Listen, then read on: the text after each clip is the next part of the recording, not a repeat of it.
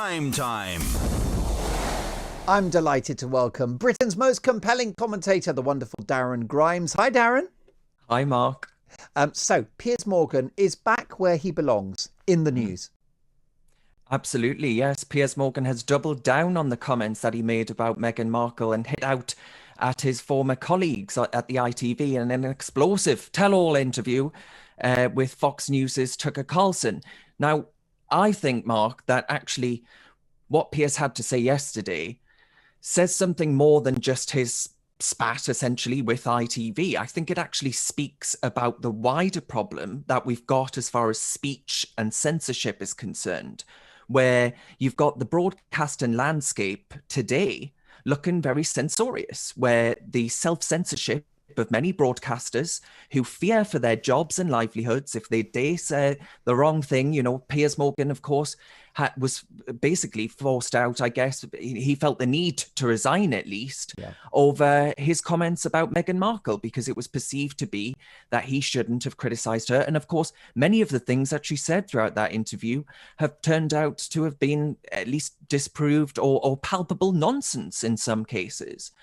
But the broadcasting landscape, I think that sort of self-censorship and that fear of something that could offend the perpetually woke, you know, most broadcasters today, and I do not mean talk radio when I say this, of course, but most broadcasters today, Mark, are so scared of the Twitter mob that they've gone so woke that I do wonder if they ever sleep at all. So I think that's really what I took away from this Piers Morgan interview. Whilst he had, you know, his very punchy moments, which he's absolutely fantastic at doing, I think for me, it went to the very heart of why it's so important that outfits like Talk Radio are really beating that drum of saying, actually, it's really boring if we all think the same way and talk the same way.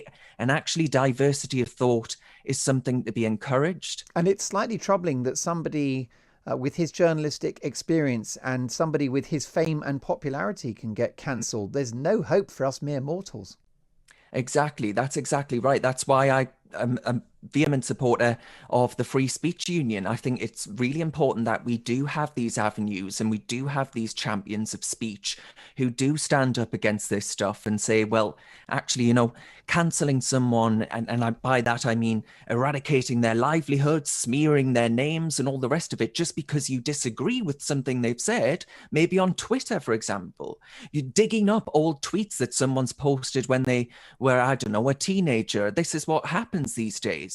Actually having those champions standing up and saying that's really bad for advancement of society, using those tools of speech and debate to advance society. If we can't do that anymore, where does that get us? And the answer to that, Mark, is not a very nice place. And it seems that businesses like ITV are willing to dispense with their business model in order to be woke. I mean, it's clear that the viewing figures for GMB have gone through the floor since Piers left. I mean, it's not even like capitalism wins now. They're happy to lose money and lose audience share in order to virtue signal.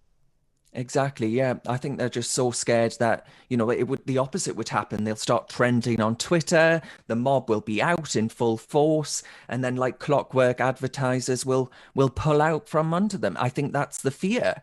And I think we've got to start saying, you know, there are other voices popping up in the news that won't be as good as Talk Radio, no doubt. But they are proving that there's an appetite for the sort of Piers Morgan, outspoken, I'm going to say what I think and you can disagree with it and I will fight to the death for your right to disagree with it, but I'm going to say it anyway. That sort of open speech, open dialogue, open debate, that's what people have got a real craving for. Well, indeed, unfiltered opinions, even if you don't agree, Darren. I wonder whether ultimately what you're seeing with companies like ITV, Channel 4 and others is that a race to the bottom, actually, because the more woke they get, the more they're going to exclude their audience and essentially just kind of, you know, disappear up their own backsides, frankly.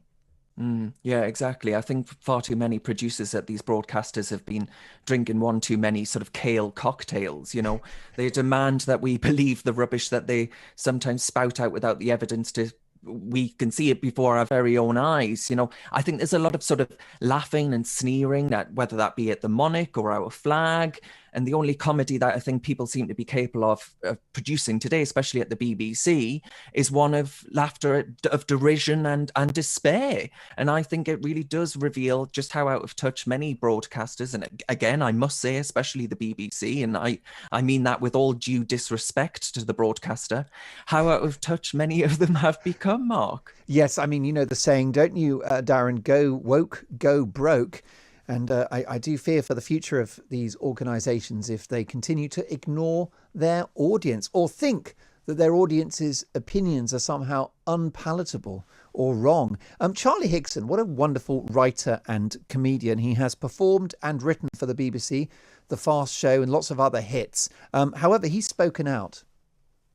Yeah, he has. Yeah. And the BBC have basically had to defend its position in being, I think, well, for years now, the BBC has been trying to sort of win over the millennials. It's my generation that have, in large numbers, decided, actually, I'm going to consume my content on YouTube. I'm going to consume my content on on-demand platforms.